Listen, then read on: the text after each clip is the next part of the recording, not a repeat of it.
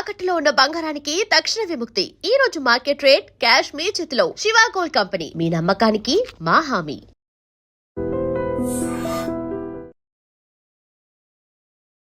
నమస్తే అమ్మా. నమస్తే అమ్మా. శ్రీమాత్రే నమః. శ్రీమాత్రే నమః. అమ్మ, అమావాస్య వస్తోంది. తదుపరి రోజే శ్రావణ మాసం. శుక్రవారమే ఈసారి చక్కగా శ్రావణ మాసం కూడా వచ్చేస్తోంది.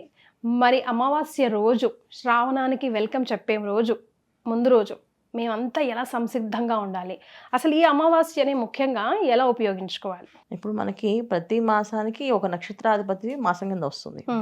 సో మనకి ఉత్తరాషాఢ నక్షత్రంతో వచ్చింది ఆషాఢ మాసం. ఉత్తరాషాఢ పూర్వాషాఢ 2 నక్షత్రాలతో ఉన్న కాంబినేషనే మనకి ఈ ఆషాఢ మాసం.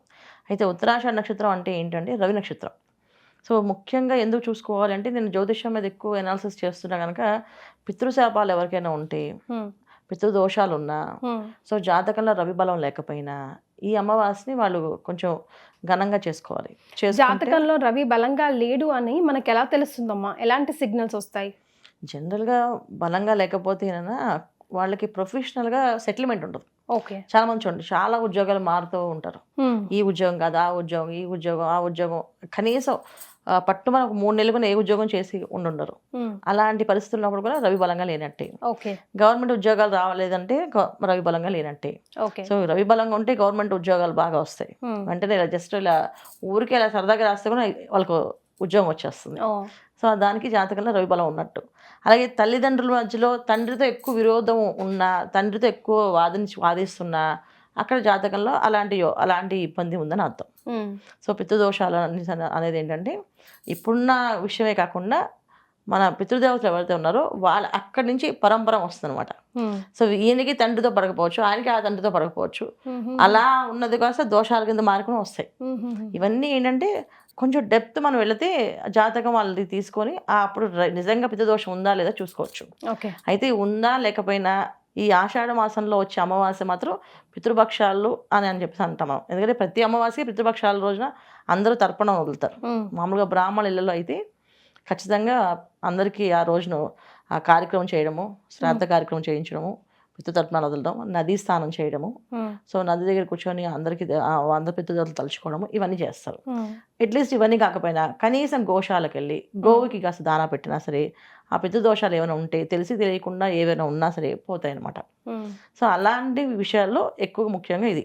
సో పితృదోషాలు ఉంటే ఏమవుతాయి అంటే వివాహాలు కూడా అవ్వవు, సంతానం కూడా కలగదు, వంశాభివృద్ధి కూడా అవ్వదు.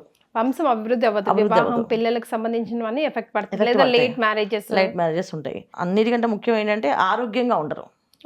అనారోగ్య సమస్యతో బాధపడుతుంటారు. ఏదో ఒక బాధ, ఏదో ఒక రోగం. అంటే ఇప్పుడు చూడండి, ఎవరో చనిపోతారు మన ఇంట్లో, ఇళ్ళలో ఎవరో, వాళ్ళది ఆ పరంపర వస్తుందని చెప్పి అంటారు. షుగర్ వస్తుందంటారు.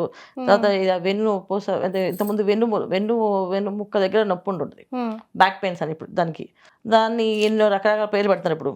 కానీ అలాంటి సమస్య ఉంటే కూడా కంటిన్యూ అవుతుంది. సో ఆత్మకారకుడు కదా మిత్రుడు మనకు రవి.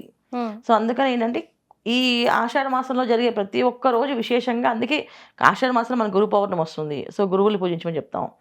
ఆషాఢ మాసం నుంచి ఆ బోనాల నుంచి అమ్మవారికి వీళ్ళు గ్రామదేవతలకు అందరికీ పెడుతుంటారు ఆహారం.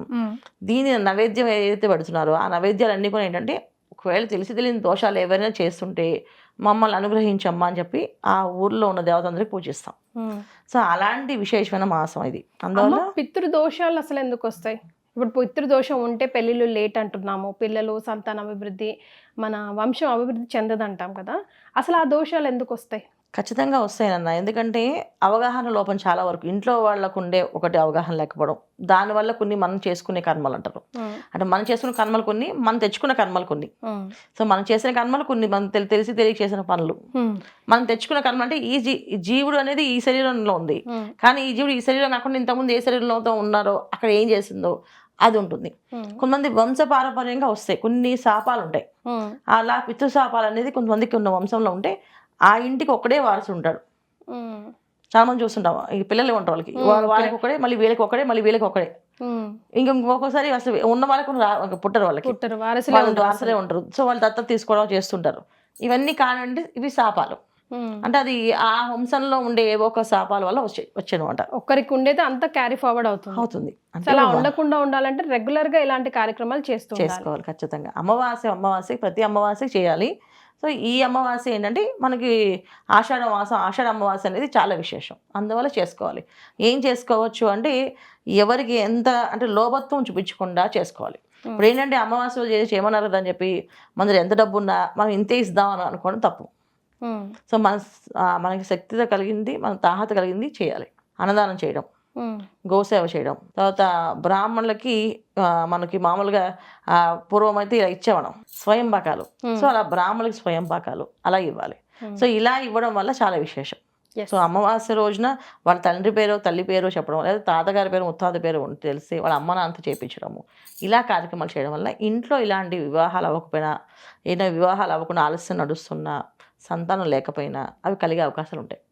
సో అమావాస్య రోజు చేయాల్సిన ముఖ్యమైన విధానం ఏంటంటే గోశాలకు వెళ్ళడం, గో చుట్టూ ప్రదక్షిణాలు చేయడం, గోకి కాస్త దానా పెట్టడం, తర్వాత అన్నదానం చేయించడం. అమ్మ ఇన్ జనరల్ గా కూడా ఇప్పుడు నరదిష్టి నరఘోష తగిలితే అమావాస్య రోజు ఇలా దిష్టి తీసుకోండి, ఇది చేయండి, అది చేయండి అని చెప్తారు కదా, అట్లా ఈ అమావాస్యకి పర్టికులర్ గా ఏమైనా చేయాల్సింది ఉందా అమ్మ? ఏ అమావాస్య దిష్టి తీయాలి. ఎందుకంటే నరదిష్టి అనేది వాళ్ళ రోజున అది ఎలా అయిపోయిందంటే బై ప్రొడక్ట్ లాగా అయిపోయింది.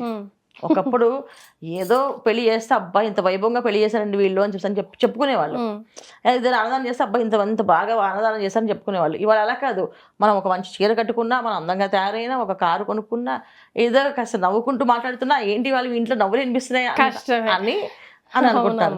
సో అలా దిష్టి తగులుతుంది కనుక ఖచ్చితంగా ప్రతి అమావాస్యకి దిష్టి ఇంటిలి బాగా తీసుకోవాలి. అది ఎలా తీసుకుంటాం అంటే మామూలుగా ఏంటంటే ఒక కొబ్బరికాయ తీసుకొని ఆ కొబ్బరికాయని కొట్టి దాంట్లో నీళ్లు ఆ ఇంట్లో పడాలి, నీళ్లు దేవుడి రూమ్లో. ఓకే. ఆ నీళ్ళు నేల మీద వేసి ఆ కొబ్బరికాయని శుభ్రంగా తుడిచి దాంట్లో ఫస్ట్ మొదటి చెప్పు ఏదైతే ఉందో అది దేవుడికి తీయాలి. ముద్దకర్పూరం పచ్చికర్పూరం వేసి తర్వాత తీసుకెళ్ళి ఇంటి బయటకు వెళ్ళి రైట్ సైడ్ పెట్టాలి. ఓకే.